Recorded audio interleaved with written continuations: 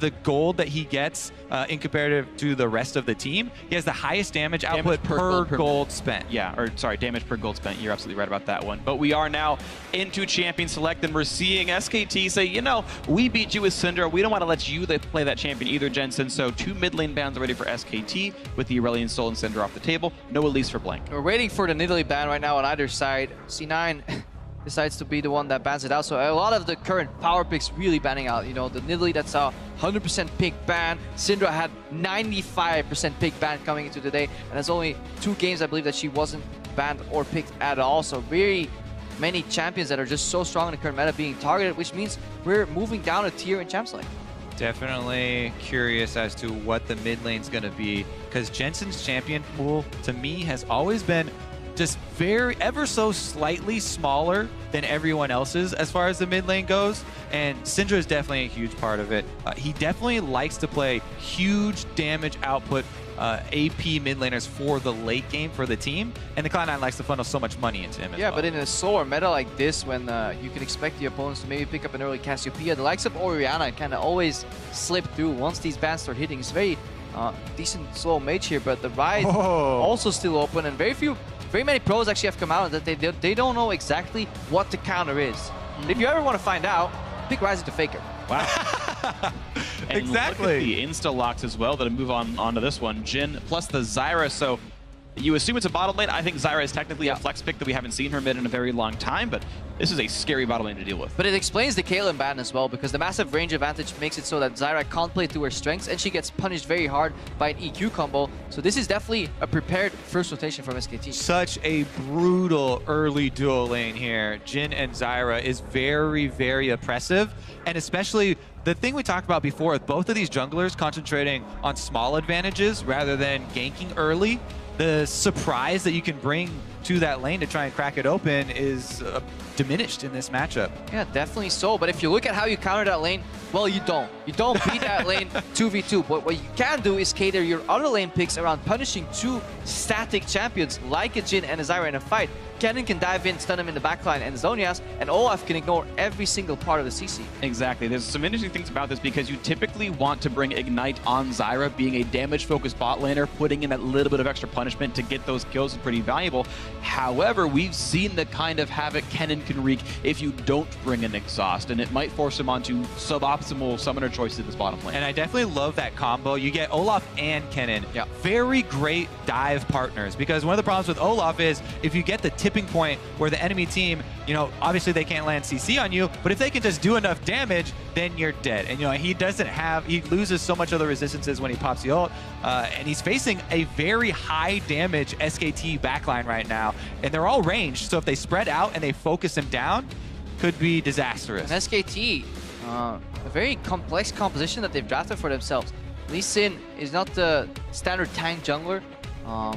Jace is not the poppy of the top lanes either, so very low tanks amount rather in SKT, and they still have to pick their mid laner. Unless it's a Jace flex and they end up picking a poppy up later on, they have a very squishy composition. Yeah, definitely squishy. Is vulnerable to all ins. However, very annoying as well. If they get a lead early and poke you down, then it's going to be very difficult, because Zyra provides a pretty big amount of zone control.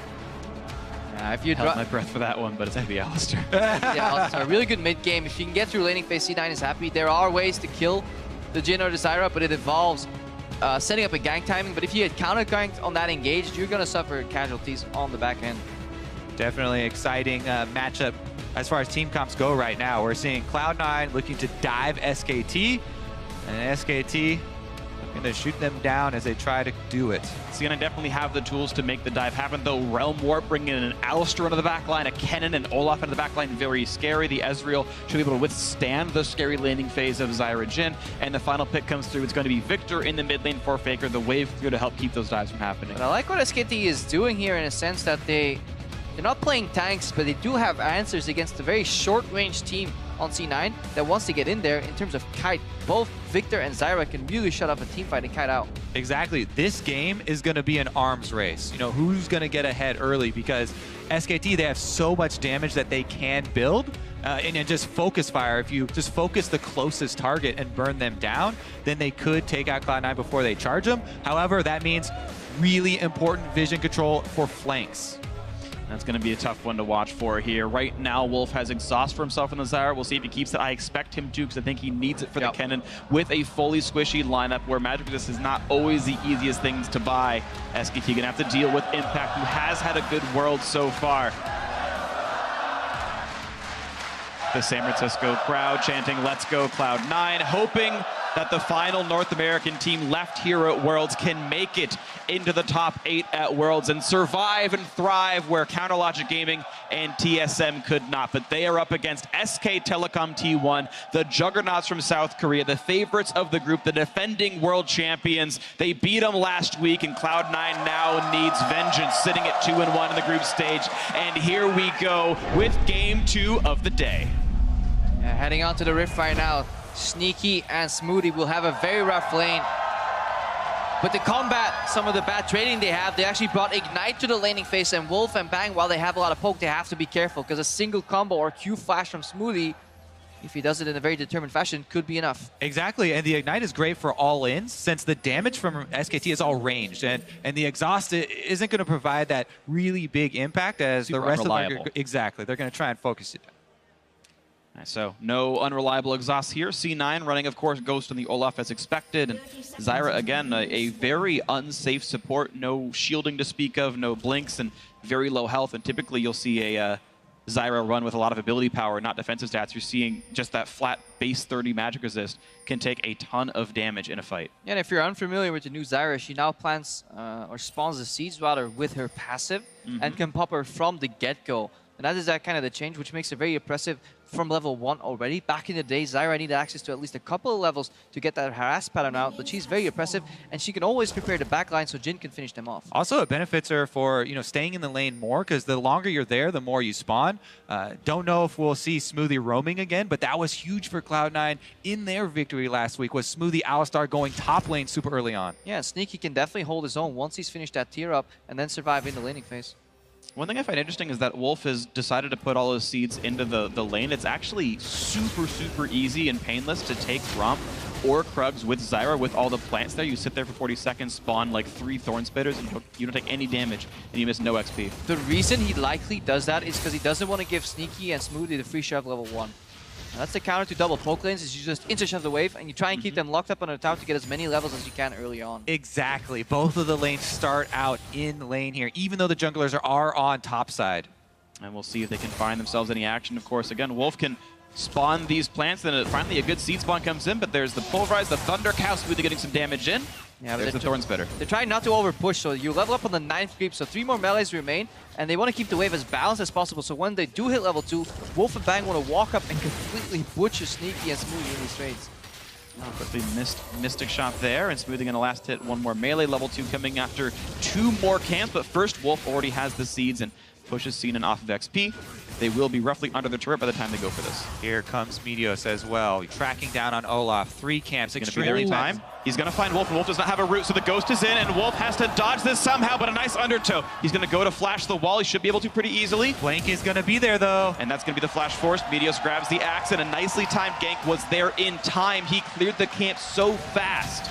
And remember, you have to have the confidence to do that. Like, that was a pretty risky chase there, and it's good for Cloud9 that they did get that flash, but Blank was almost there in time to punish Meteos, and that would have been him alone. His duo was so far behind. Yeah, but it brings so much implied danger right now for Bang and Wolf, because all Meteos has to do is return later through lane, and Smoothie, if he gets into flash range, all he has to do is Q flash, headbutt backwards, and the Zyra's dead. Absolutely the case, and of course with Zyra, you're going for more offensive mastery. He does not have the reduced flash cooldown.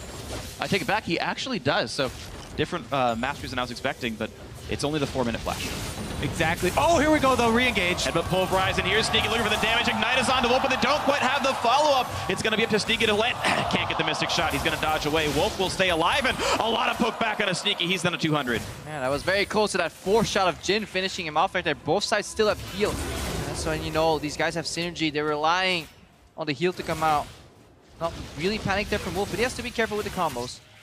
I feel like we're going to have a health bar lead, though, for SKT, unless we can get a lot of heals in pretty soon. Bang at completely full. Wolf just now using his final potion, but if he can stay safe, should be fine. It's usually not too hard to whittle down an Alistar with Zyra. All right, I think it's time to transition over to the mid lane focus because that was the big story of the last meetup.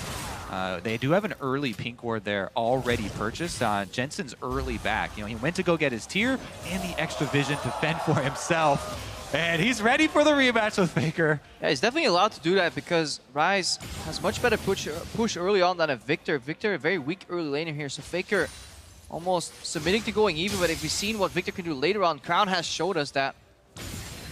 Definitely agree, and a lot of that early, you know, pushing power from the new Rise comes from the new spell flux, and you know the ability to move it through the minions like you just saw there and spread to the rest while trying to get harassed with it at the same time if Faker stands too close to them. Blank though moves in for some more vision around. Oh, here's Meteos. And here comes the play. They're going to land the headbutt pulverize onto Wolf, who's going to run out of health pretty rapidly. No flash, and who do they give the kill to? It's going to go over to Sneaky.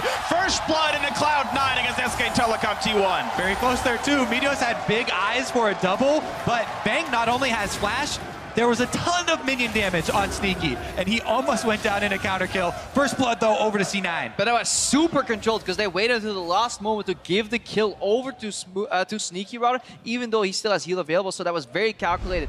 Really good return gang. And honestly, Bang and Wolf are playing too far up without any vision. What a great timing gang for Meteos. Slow move in here, lands the double axe there, and look at all the minions and plants that they're chasing. That's why they had to make that very quick call to focus.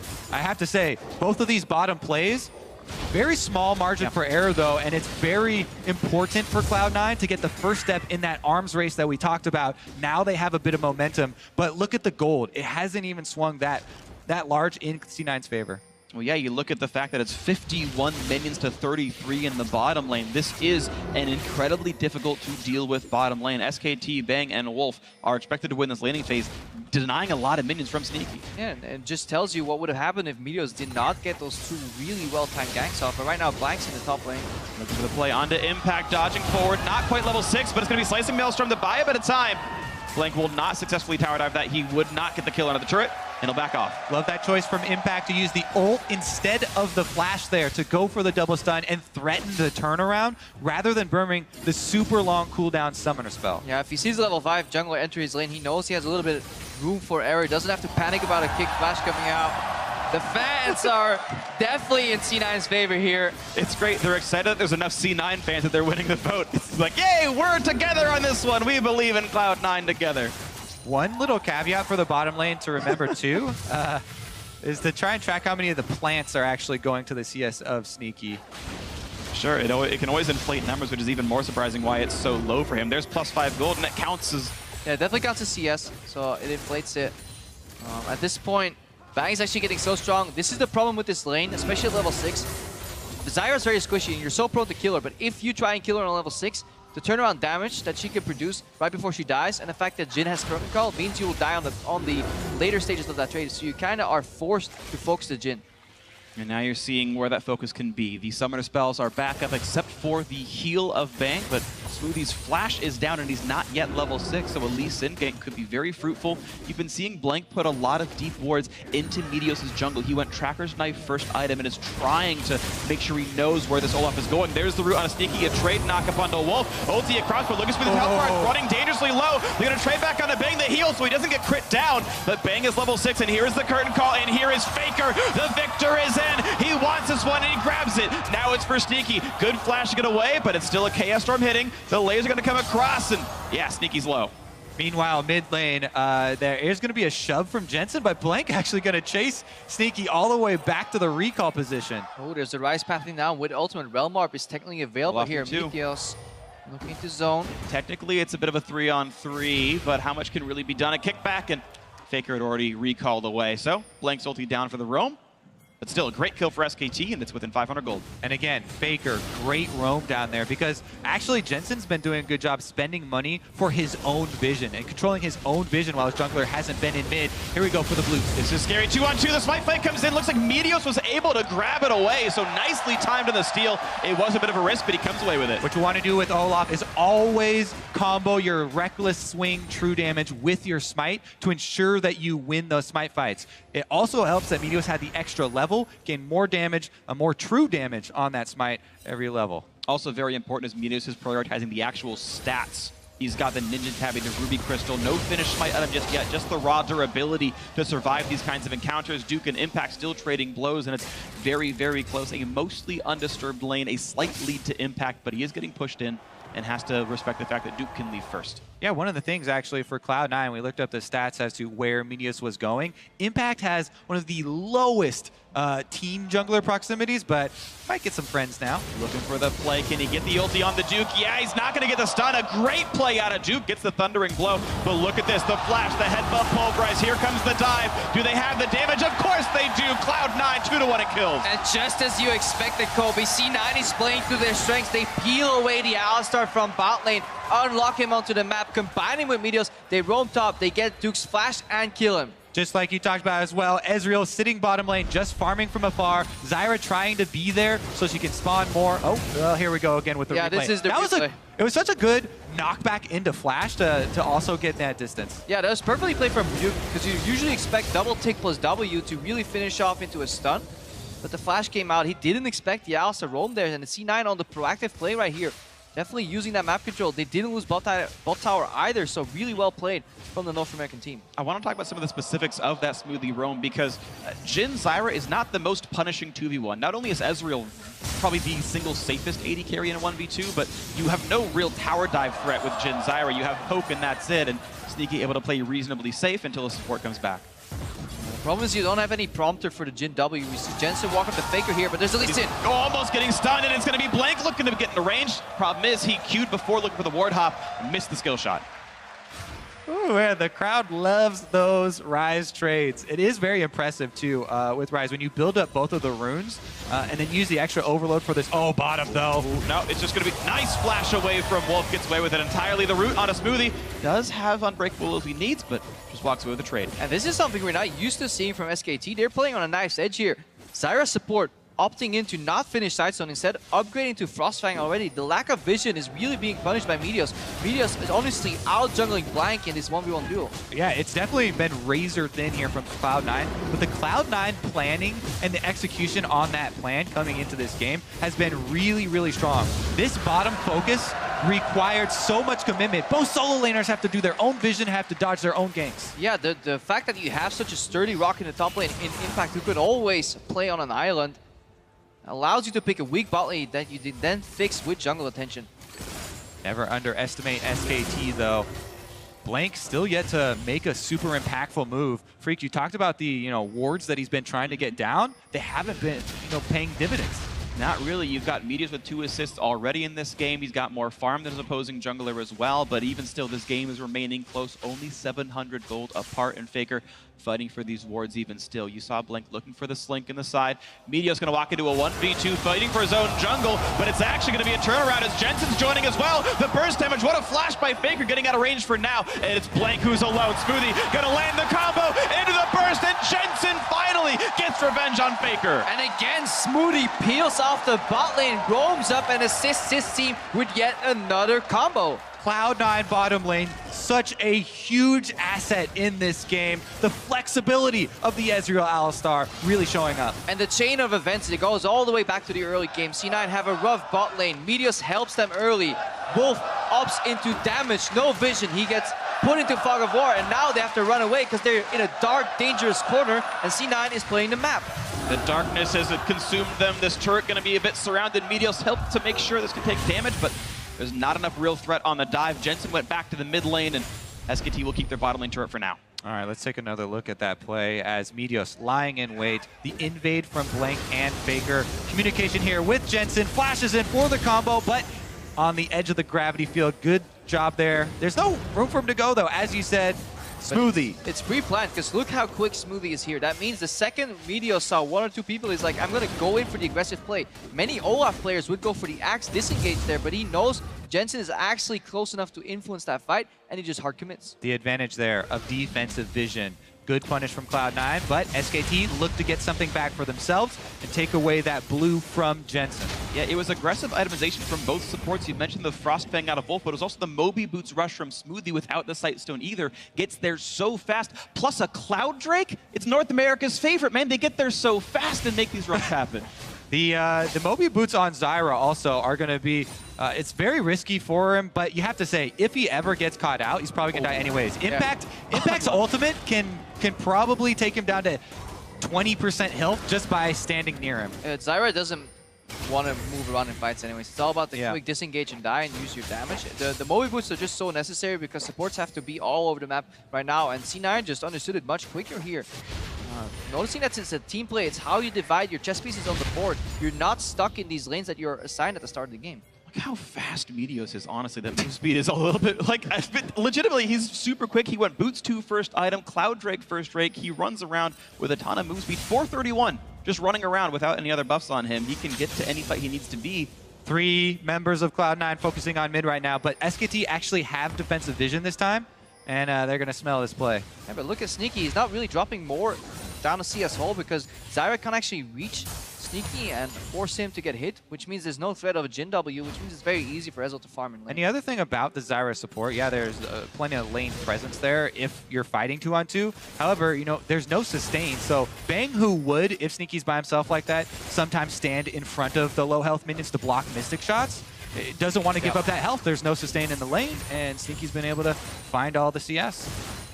Honestly, a much better game for C9. If we go back a week, Jensen had already died 3 times by now. There was a synergy in the mid lane. Blank and Faker are not on the same page. They had a couple of options, but honestly, the duo of Meteos and Jensen have outplayed them. Even so, SKT not far behind at all and should never be underestimated.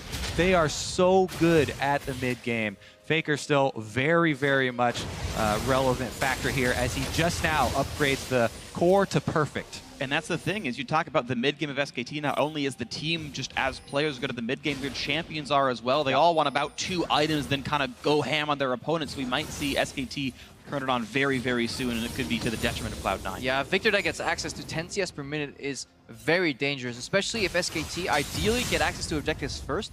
Imagine them when they can fend off the Dragon area, you know, defend people from face checking, the Zyra, the Victor, the J-Spoke. That's exactly the things SKT is looking for, and that's why C9 are playing such a rampant roaming style here to shut that down in the infancy of the play. And why this game is full of constant excitement. Oh, here we go, though. For it now, and they're not quite in range of Faker, and Undertow just means he walks away from it, but a nice attempt. Yeah, but all of the damage here from SKT being built up, and most of them range, just the possibility for them to focus fire a target down if they catch you out or whittle you down under the turret is very real. It's really good by Duke. He's been constantly pushing in impact. He's not really ever been under threat from Meteors until maybe right now, but the turret loses about 1/3 of its health, and Impact is constantly chunked down under his turret. Yeah, but C9 is definitely covering their weaknesses. We had Meteos cover the early bot lane weakness. Now he's showing up to hover over top lane. Jensen, as they like him in America, was hovering in that top lane too, and now we re-engage in the bot lane. Pulverized damage focused mostly onto Wolf, down to 300 HP, gets the Strangle Thorns out. C9 backs right away, but Smoothie did lose his ultimate for that play. And of course, Bang still has the curtain call. Smoothie will have to let it get blocked by Sneaky if they go for the play. It is pretty risky. I mean, that's one of the things with Alistar versus the high damage double snare duo lane. I almost always pop the ultimate as soon as you engage, because you know you're going to take damage as soon as you try and run away from that if you don't get the kill. Honestly, right there, it was well played by both sides. You either blow them up immediately or you disengage right after the initial combo, and then you go into double phases. A little bit of a cancel here from Faker coming out. Also need to keep track of the mana there. Bang actually ran very low on mana in that play, so sometimes Jin players forget about that. They want to open up the curtain call. Yep. Always a consideration, especially if you're not going for the Essence Boomer build, which gives you the mana refuel. If you're going for the Armor Ben build, you can run out going for this. Now the attempt at the Infernal Drake by SK Telecom T1. Sneaky looks for the steal. Not going to get it. Well played there by Blank to secure it. And that is an Infernal Drake to SKT. And this is a result from SKT still playing aggressive lanes. Like, we talk about how C9 is fighting back, but they have the Zyra push in the bot lane. Victor is coming into his element in the mid lane, and they have pressure in the top lane continuously. 3 pushing lanes is very hard to play against. And the constant vision that Blank's been putting in over and over and over again, replenishing the wards around Dragon, they're finally rewarded for that. And the Infernal is definitely the perfect one. We keep talking about how much damage SKT have with this comp. They're all building damage here. They are all building damage items, and Blank smartly identifies he's playing with Zyra support, goes for the Aegis. We've seen players make that mistake before, but he is going to have the right itemization to help keep his team afloat against the magic damage of Impact and Jensen. The question is, how high can that damage be? The farm numbers, not bad for these players, absolutely. Jensen will be the first one to crest 200 minions. Yeah, we can see maybe the next breaking point of C9 may be that bot lane tier 1 tower. If we take a quick look over at the river, there's 2 pink wards already. Faker, the longer this game goes on, has been playing farther up into the mid lane. They've actually chosen to invade the left side of the map here, leaning on the top push as well. Yep. Duke came down immediately, and that's a blue buff contest here. This is a style TSM showed us a lot during the regular season, just the aggressive contestation of objectives. Rise, Really great steal. Rise ult is available, but Meteos unable to chase them down as they exit the jungle. Successful blue steal for SKT, and this game is close. And the re-engage onto Wolf, plenty of damage, a great flash to dodge it. Sneaky's got to be careful, he's taking way too much damage, and he's going to lose his life on this one, but we're still going to have some re-engages. Wolf has been killed off as well. It's 4-2 overall on this one. Bang now forced to run away as, again, Impact got one with his teleport. Good flash right there, and that means that SKT have 2 pushing lanes on the top side. Duke did not teleport, so the Jace can melt towers. First turret gold is on the table right now. That might be a huge objective to give up for that play. Faker also trying to push up mid. All right, well, looking at what else could be done here. 20 minutes and 18 seconds into the game. It's some top lane pressure for Blink, looking to make sure everything's going to look good up there. Top lane turret running out of health, and that's going to be Duke easily grabbing that one, knocking it down, feeling good. First turret of the game to SK Telecom T1 means they are up 1,000 gold here. Yeah, definitely so. And that initial engage, if it was synced up, the combo and the Ezreal ultimate, Wolf would have just likely died. He had a really good flash there right before he got hit, and that kind of turned it around and forced C9 to invest too many resources in the bot side of the map, which meant SKT could capitalize somewhere else. And the immediate flood of vision in there to the Cloud9 jungle from SKT. They've got pink wards moving up. Let's take another look at the burst, though, here. As Smoothie goes in with the flash play, and Sneaky immediately tries to answer there, but Bang is on the offensive. And that's honestly Smoothie having a game read. Really great teleport here from Impact, because he almost seemed quicker to that play than Sneaky was. Sneaky took 2 steps before channeling that ultimate, and sadly, that's the difference between that play working and honestly exploding in their face. Yeah, crucial route by Wolf made the chain CC happen. He could not flash away from any of it, and it was beautifully done on the turnaround to make it a 1-for-1 despite the teleport being used. And of course, Duke got the payment for not teleporting. He got first turret of the game, which is worth more than any single kill anyway is. So really nice SKT coming ahead with that one. The re-engage towards Meteos doing some damage, and almost gets rooted up again. The re-engage towards Blink. Looks like they might start actually team fighting. True Shot Barrage comes across one. Smoothie should be okay with this one, and not too much more with the curtain call. Again, though, every time they join here, Cloud9 trying to pull down all members, Jace, Duke up top is grinding away on the pressure. He took so long whittling down that top turret, immediately takes the objective after Impact teleports down, and now he's all the way up at number 2, trying to get vision. Trade into the mid lane. Jensen running out of health. He's nearly going to get burned down on this one. Does manage to walk away, trading Ghost for the ultimate, essentially. Meteos now under the turret. Duke not going to land the shock blast. Man, this is a crucial phase of the game right here. So much of this game so far has relied on vision, and because there is that teleport advantage in the top lane, it's so hard for C9 to fight back aggressively, because at any point, Duke can join anywhere on the map. Exactly, and remember the vision point that we talked about in Champ Select, where SKT have so much damage, but they have to worry about flanks. They've done such a good job of ensuring that Cloud9 can't get super deep vision to get behind them and surprise them. SKT want to use this overpowering range damage to just pressure Cloud9 at these outer turrets. There's still 2 left up that SKT will return to. And the way out for C9 will be one of those Realm Orbs. Remember, you can use that Rise ultimate and not take it yourself. You can build it for your teammates, surprise them with a cannon from behind. Meteos on that OAF may be coming from behind. If they can time that once Smoothie gets his flash back up, that's the way back in for C9 here. Super important to keep track of those flashes. Impact has the Protobell and his flash, so him and Smoothie are the key summoner spells, and those are the big weapons in that armor's race.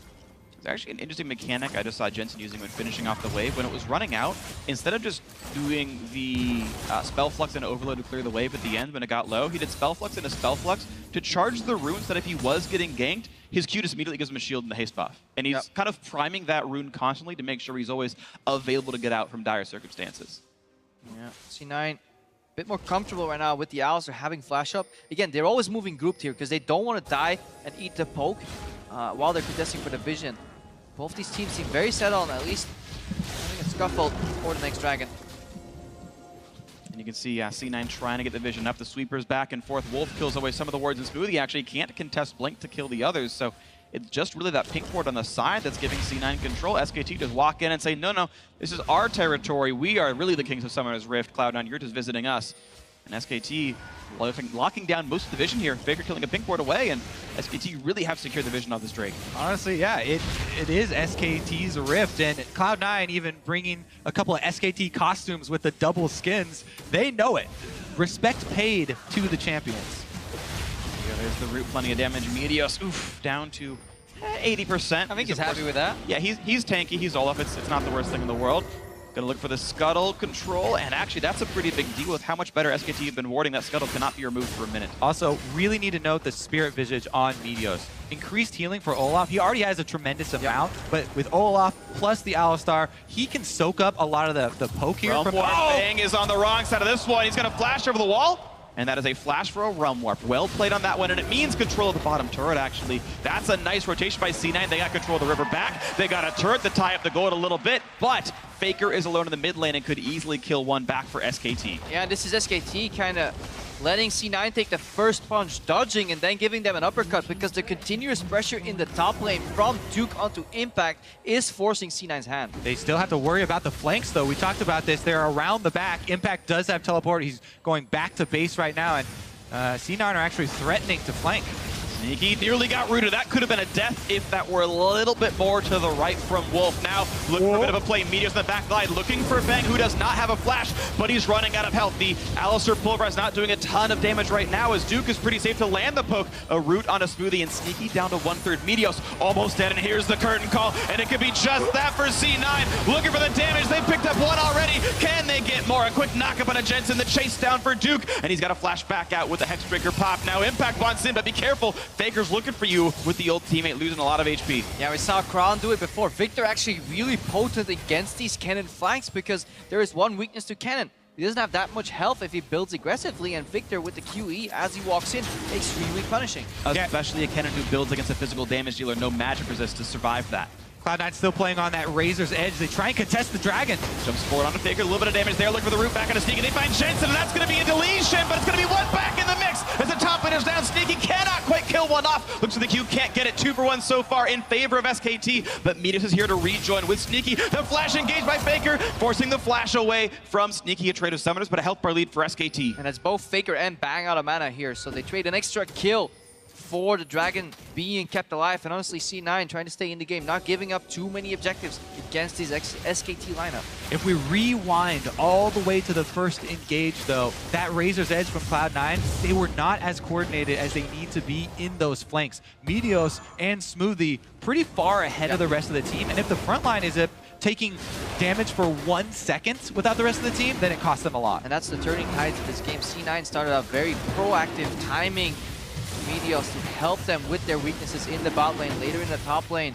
Right now, they're playing a very reactive game here to what SKT is doing. Yes, they made the first move in the map, but that was in reaction to all the top pressure. The fact that the first axe didn't connect and left Smoothie outside means there's no damage to follow up on the tanking being done by Meteos. Maybe some miscommunication that they didn't have Rise Ultimate available, because Sneaky was with Jensen, but that ability not up, and then the punish here from Bang with the Jhin ult.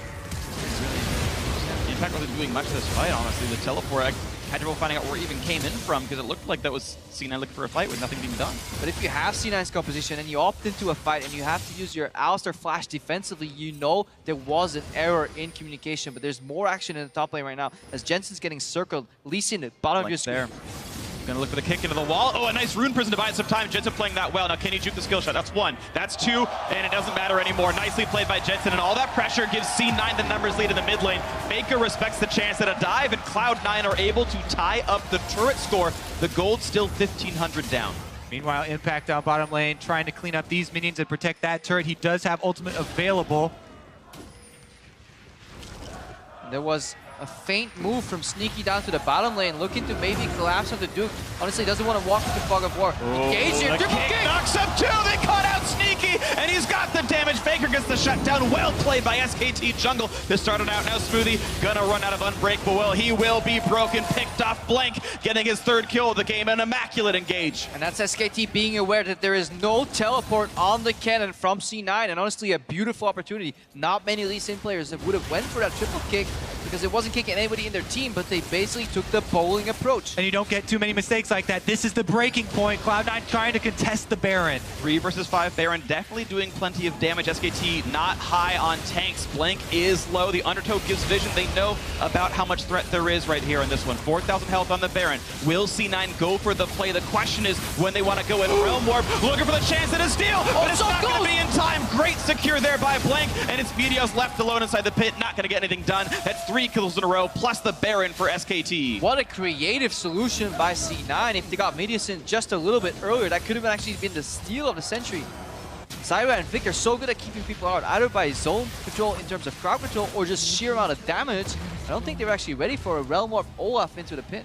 Definitely a good attempt there from Cloud9, but SKT, with those last 2 plays, take a very commanding victory here, or lead in the game. They've got the Baron buff to help them out with that siege. Man, Blank there does get that triple kick that you guys talked about and scatters Cloud9. Really beautiful stuff. And just Smoothie, Unbreakable Will lasts a few seconds. Yeah, you die last, but just not enough getting done for him. So nicely played SKT off of Blank, right? And he's the one fighting for a spot. Is it Blank? Is it Bangi? You know, Bangi was in when they beat C9 last time. Is that really the right choice for them? But that was a big game-winning style play for Blank. They were winning by a little bit SKT, but the double kill into the Baron that he secured himself, really huge. Flash engage onto Bang. Goodbye. Nicely set up Smoothie. And Impact making it happen. But guess what? Faker is still here. You might kill one of the carriers, but SKT's got 2 more. What about the other one there? Jason, the mid lane. Meteos is after him. How much can Duke do to get out? As soon as that Ragnarok ends, it's going to be the Thunderglow to get rid of him. Bop, down he goes, but the slow is still in for Sneaky. One more hit, he'll do it, pops it, and there we go, a kill picked up. So 2 kills for C9, but still SKT had gotten the turret. C9 needs so much more. They're down over 4,000 gold in this one. But they stopped the setup here before SKT can actually start the siege here. C9 killing that play in its infancy again, taking a book or a page out of Fnatic's book. Exactly, it's so important to break the siege that SKT were about to pull with all the damage. Smoothie goes in. Headbutt pulverized, pops the ulti to stay alive. Strangle Thorns to stuns, knocking him up, knocking him around, but he's okay for now. The turret will fall, but a kickback Sneaky. Arcane shifts in time to knock it completely eviscerated. That was a clutch play. Has to flash away from the root that Wolf comes to set up. He flashed for that one out, and looks like that C9 able to convert that kill into the turret while Duke was dead. Run away successfully and bandage up their wounds. Yeah, look in the top right of your screen, an 1,800 gold Baron power play rather is not high at all because it includes the 1,500 you get initially from the Baron here. So C9 trading very evenly against a much stronger opponent, so they're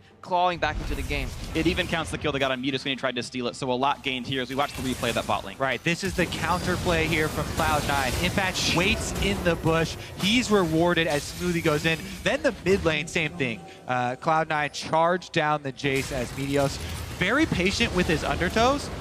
Watch how he holds it as Duke is trying to zigzag. He's getting a feel for the movements here of Duke, and Duke held the same pattern there. Meteos able to land that one. And that's one of the favorite things in the world to do in League of Legends is watching people juke themselves to death. The threat of the skill shot far greater than the skill shot itself. Yeah, exactly. You just do that all the time on a Mumu when people are trying to dodge your bandage. Just walk up until you're in ult range. Nice dancing.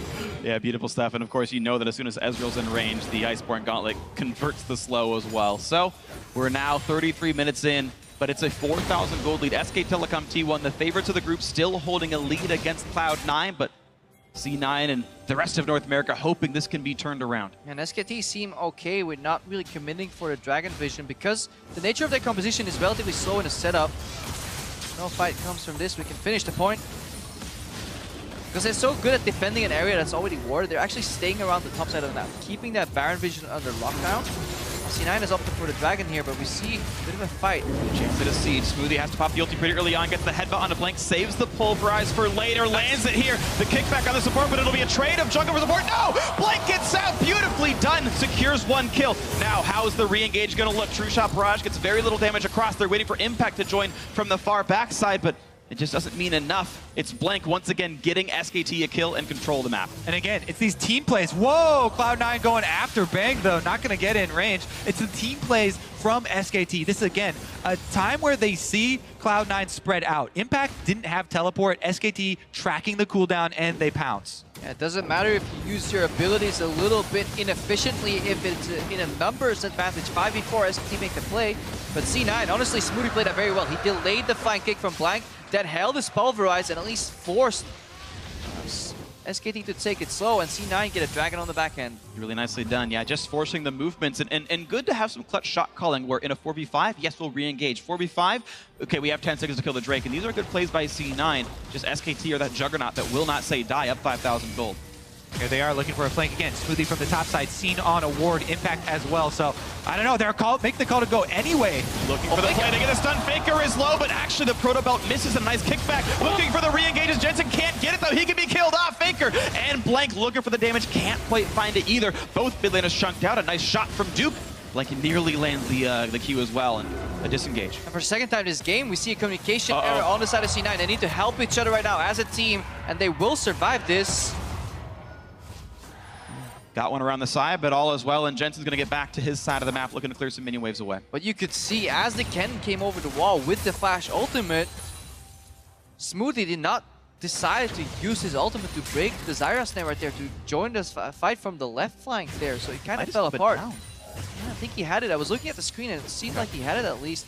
Okay. Double flank opportunity was there for the Alistar and Kennen. Decided not to opt in there. It's always going to be a tight race, though. You know this damage is going to be explosive. Fairly large numbers of squishies on both sides. Once again, the fight for the red buff grabbed securely. Nicely done. No big problems here. So far, SKT continuing their stranglehold on Summoner's Rift as best they can do it.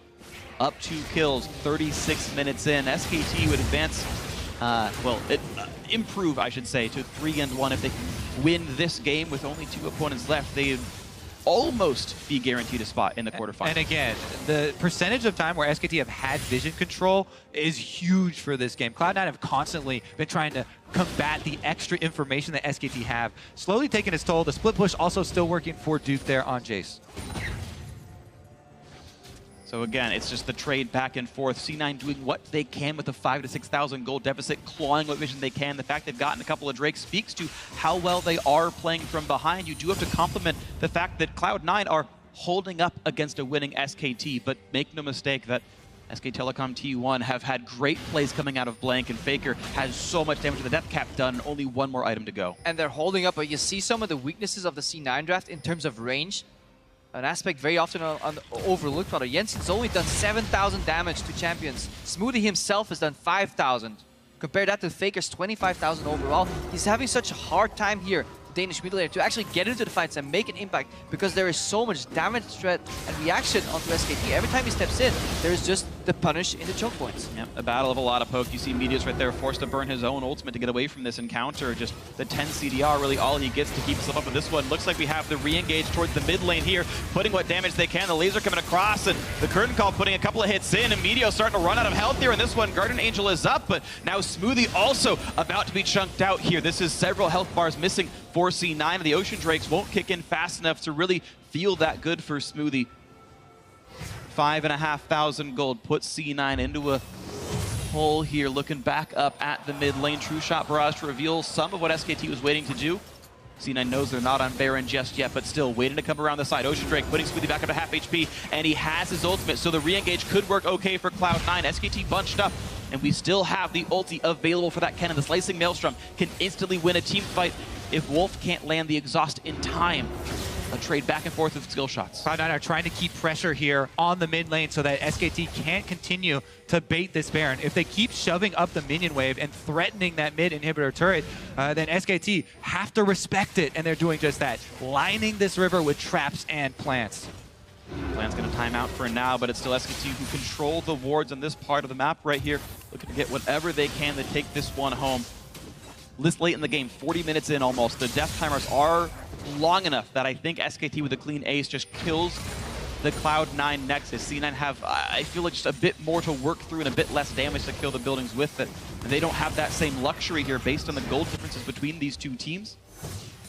But again, we have the standoff continuing, the minion waves being cleared out, the Baron was not secured, C9 played around the vision deficit well enough to stay alive.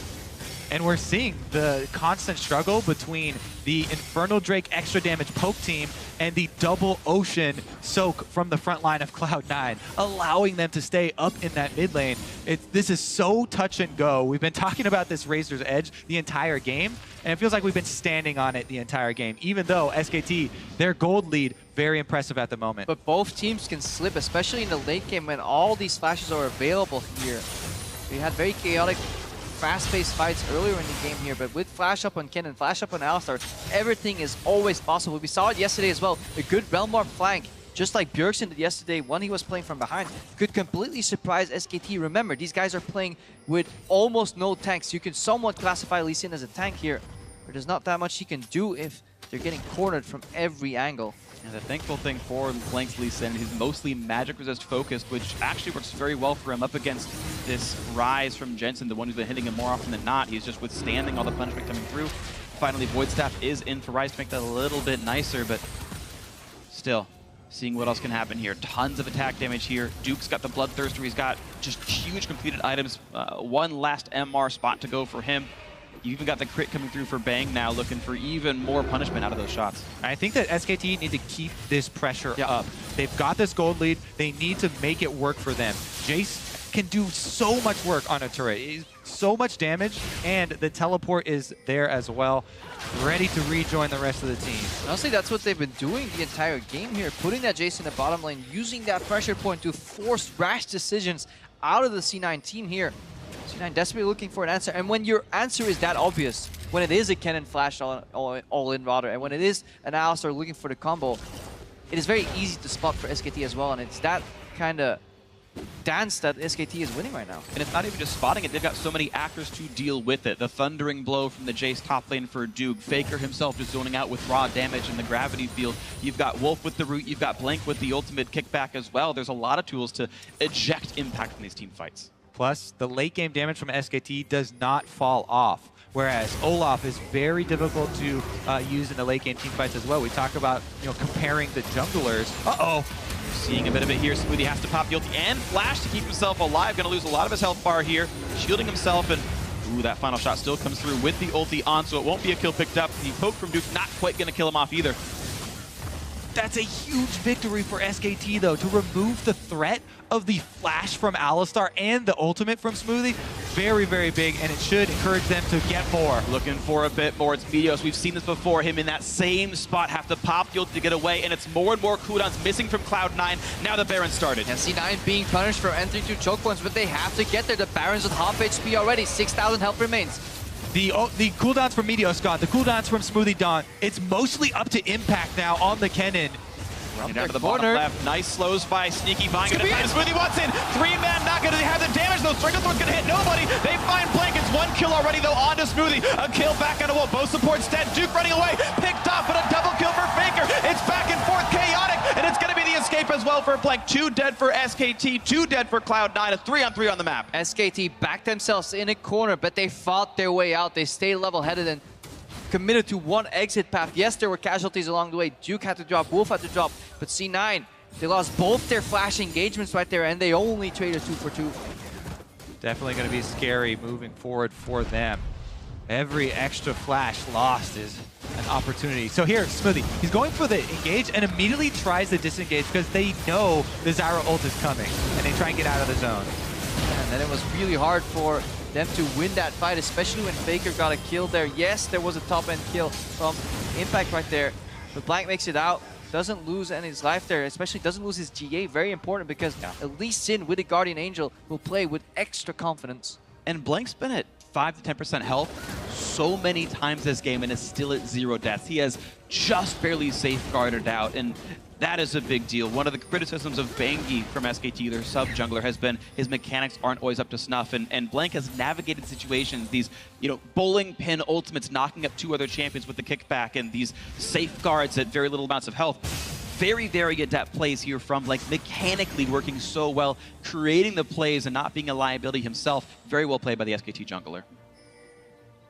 Remember as well that Faker, the one with a lot of the SKT gold, and pretty much full build Victor here also is running cleanse for the team fights. It's so important when everybody's burning their flashes and the cooldowns are long.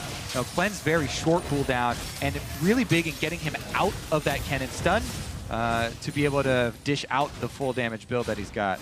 Oh, and still those two objectives on the table here. SKT don't really fancy. Realm War brings in the Alistair. Can they find the play? Oh, it's huge! They've shut down Faker. Do they get anything else, though? The kill comes back, and Bang does so well. Curtain call plus for the disengage. How well can C9 withstand this? Smoothie's going to lose his life with this shield. He's going to take the final shot. He gives his life to let Jensen run away, it looks like, but that is still a positive trade. SKT with the 2-1, even with Faker dead at the start. Jensen looking for the re-engage. He sees a little bit with Bang, but he's going to lose his life. The root's going to land, and Bang makes the big play. The trade back of the Guardian Angel. Sneaky losing his life as well. It's multiple kills in for SKT, only for the Guardian Angel of Blank. A better played disengage. Exactly. He's got a Guardian Angel there. He's back up, and Baron is on the table here for SKT. Ooh, and it started so well with Faker immediately being removed off the map, but then Jensen at the end, he really felt that range disparity between him and the Jhin.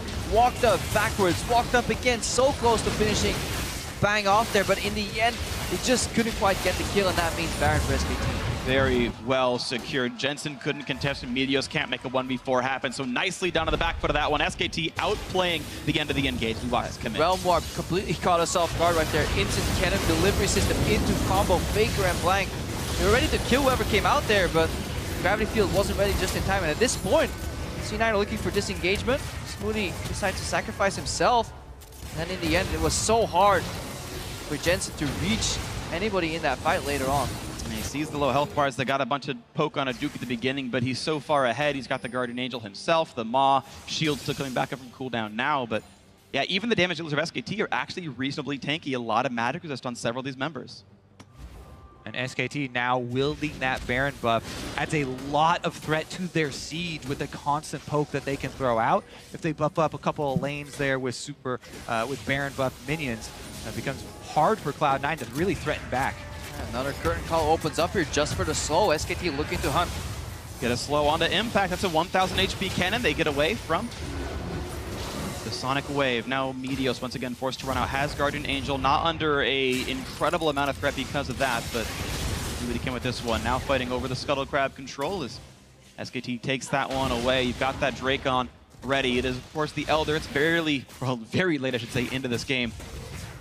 6,000 gold, SKT's lead, wearing the Baron buff. They've got to feel good about their chances here in this one.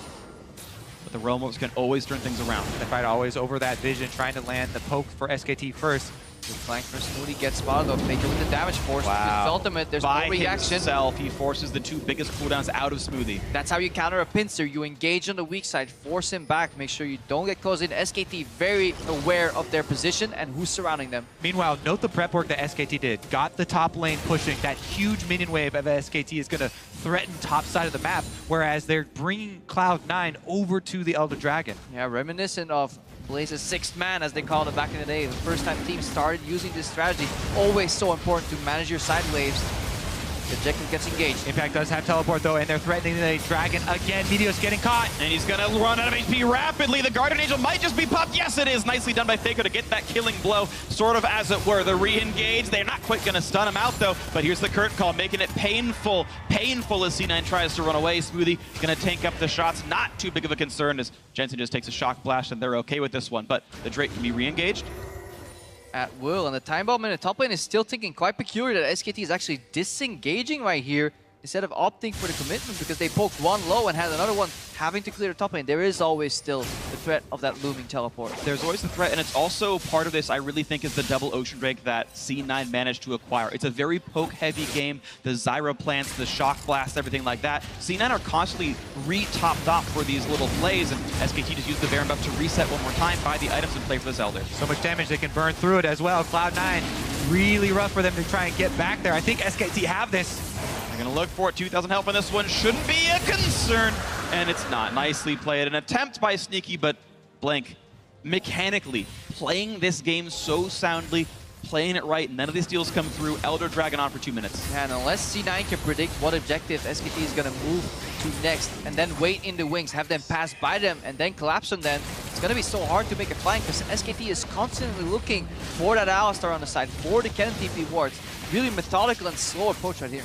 And that being said, we're approaching 50 minutes in this game. Cloud9 have fought tooth and nail to keep their inhibitor turrets alive. SKT slowly getting so much map control, but what matters is cracking through the inhibitor turret. They do have that true damage burn for a little while longer. They might just control the southwest portion of the map. Cloud9's base itself, you've got the Elixir of Brilliance now onto Faker. Even more damage coming through. This one can chunk down the auto attacks pretty easily. The Elder Dragon, of course, helps quite a bit, and you see them still pushing forward ships onto this bottom turret.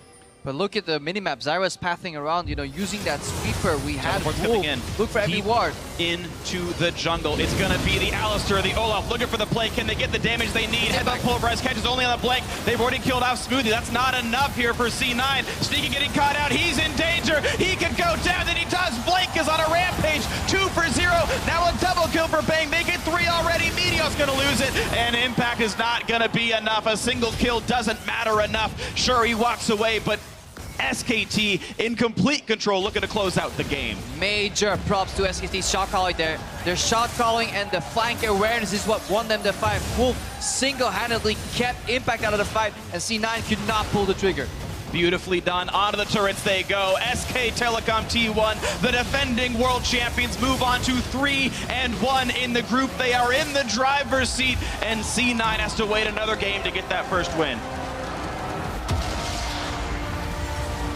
The discipline and late game poise of the world champions showing through. And SKT earned their victory here today. Definitely a well-played game. It was held close. You have to commend Cloud9's ability to defend for so long, but still, that stranglehold was never given up. To play an almost entirely squishy composition, to navigate these cannon flanks so incredibly well, that requires so much skill. Wolf single-handedly delaying Impact's flank at the end. The ability to say, oh, Realm Warp's coming, and smashing those champions in the face as soon as they came in. So many good plays out of SKT. I mean, the proof was in the pudding. Slow but methodical. I think we have to mention over and over is that the fact SKT came out of the draft with 2 pushing lanes throughout the entirety of the game, and then 1 lane that obviously was in favor of the Rise early on, but as Faker approached level 7, 8, 9, that balance tipped over, it swung, and the Victor could at least match the laning phase in terms of